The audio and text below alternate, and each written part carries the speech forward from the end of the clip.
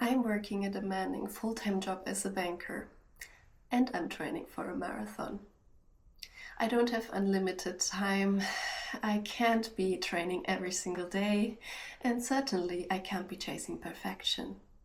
In this video, I will show you exactly how I make marathon training work anyways. Before I show you my plan, let me share the reality that I am currently working around. So my name is Ruth, I'm working as a full-time banker, and I am also commuting to the office around 3 times per week. That's around a 1-hour commute each way. Then, due to the nature of my work, I have limited weekday energy.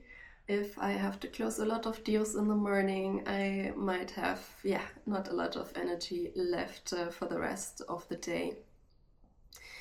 Then I'm now on this new adventure. I am investing around 15 to 20 hours per week into my YouTube channel and also my other social media platforms. And I also have a real life. My family is living in Germany, so I try to travel there as often as possible. That will make around a 5-hour train ride each way. And I'm a single household with a cat, so I'm also the only person responsible for that. And sometimes I also have a social life, but who needs a social life if they can train for a marathon, right? So let's dive into the next section. So let's talk a little bit about the constraints and also the limiters that we need to take into account when creating a training schedule. So obviously we all have here our full-time job coming in as high priority and making only limited time available for training. For myself, I also have to say another limiter is mental fatigue. I would say that's even more than the actual physical fatigue due to the nature of my job. And then I also want to add here non-negotiables that you definitely can't cut on. First one will be sleep. Don't ever cut on your sleep. I will definitely not cut on my sleep. It's a very stupid thing to do because this will limit your training and your ability to recover. Then secondly, I want to put here work performance. I can absolutely not tolerate to drop my work performance. I need to be at 100%. So as you can see, I am definitely not a pro. I'm also not trying to train like a pro. I try to train like a professional with a job and a real life who is training for a marathon. So let me share a little bit about my own training philosophy of what I like to take into account when creating a training plan.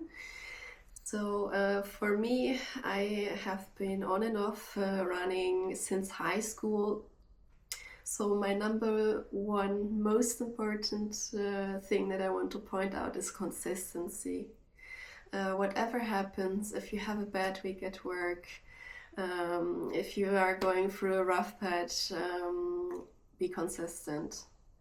Please, please, please don't drop your consistency. You can drop your volume, you can drop your quality sessions, you can drop the number of your sessions, but stay consistent. Then also, due to my limited time overall, I will not work much harder, but I will actually cut down and really keep it with a few quality sessions. And then lastly, what's recently become really, really important to me, and it's definitely part of my training philosophy, is the long-term sustainability. So as I said, I have already started running back during high school days, and now I'm in my 30s. I still love running, and I really, really want to be able 20, 30, 40 years down the road to still continue this wonderful sport. So for me, it's very important to work on injury prevention and also to plan out your worst case scenarios when you have a bad week. If you don't have any plan in place for when it happens, you will definitely not be able to stay consistent. So in this sense, I really think this should be part of every training plan, to make sure that you can continue doing this for a long time. Okay, so let's put this into perspective and how this actually works on a weekly basis. So currently my weekly kilometer range is around 20 to 25 kilometers. I have been sick for a couple of weeks. I'm sick right now, you can hear it. So it's not at all where I really wanted to be, but it is okay for now.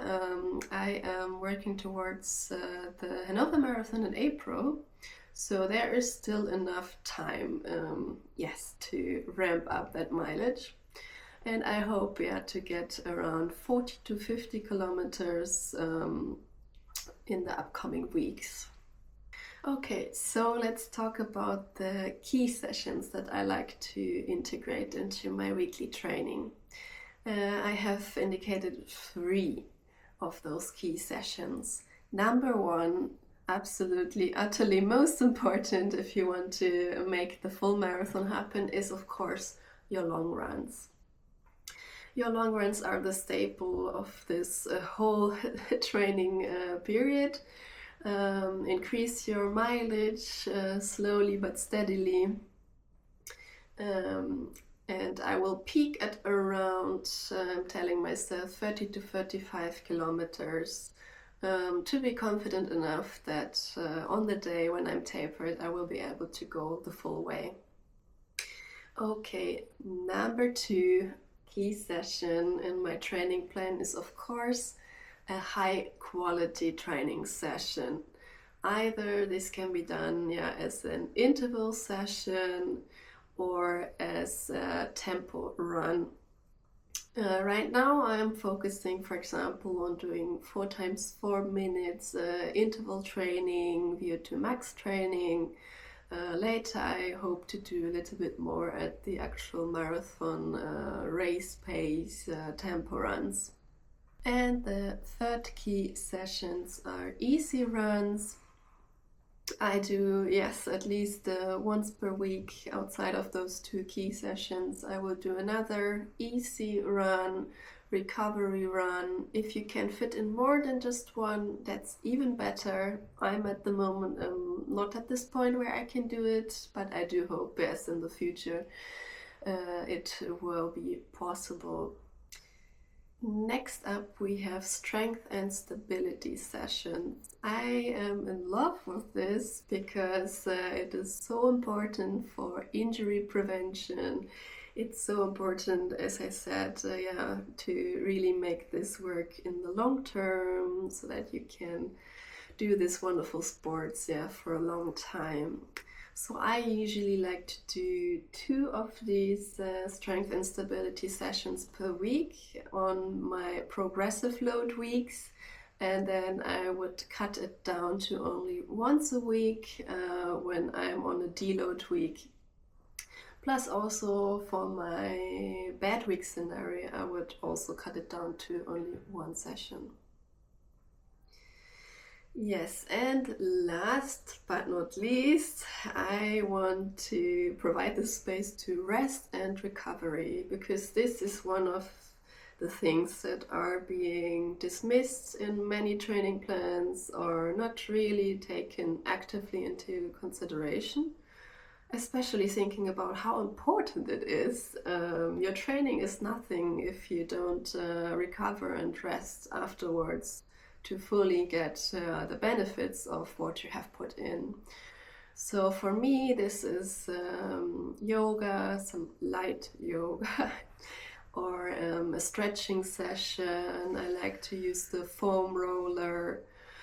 And honestly, the best part of recovery is just to lie down on the sofa, take the cat in, cuddle a little, you have that purring sound, and wow, my recovery goes up straight away. This is kind of the skeleton of my current training plan. Of course, it is not rigid, it's always flexible depending on how my work week goes, how real life is going. You can always adjust, so that's the good thing about the training plan. Let's talk about how we can fit all of this around work. For me, I only have two options. I either go out in the morning for an early morning run, or I go out in the evening after work. I have to say, personally, I prefer to go out in the morning.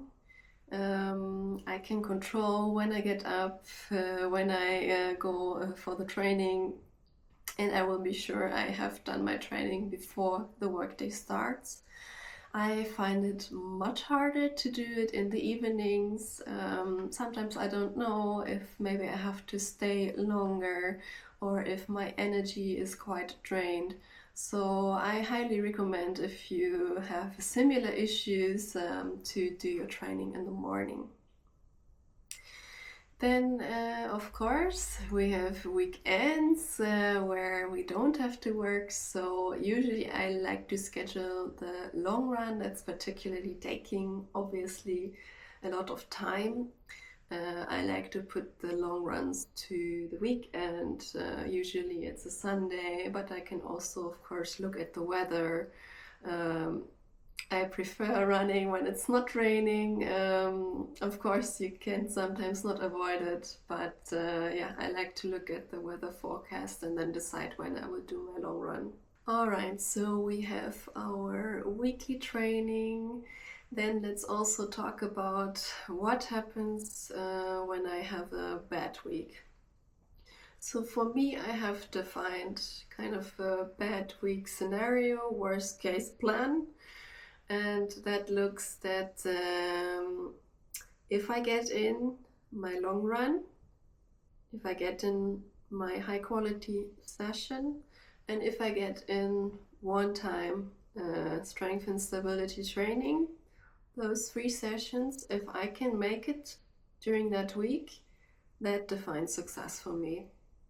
Like, I cut out, the easy runs, I cut out maybe yoga, I also can cut out the second stability session. But if I can get in those 3 workouts, then I'm sure this was a success and I can move forward the next week when things are hopefully stabilizing a little bit. Okay, so that is the plan, my marathon training plan. I will be updating you in the next weeks how things are going, what is working, what doesn't, and what I had to adjust. If you too are working a 9 to 5 and you are trying to cram in your marathon training, please consider subscribing. I will be documenting this journey very honestly, and maybe you can take some of my insights and apply it to your own training. So see you again next week. Until then, bye bye.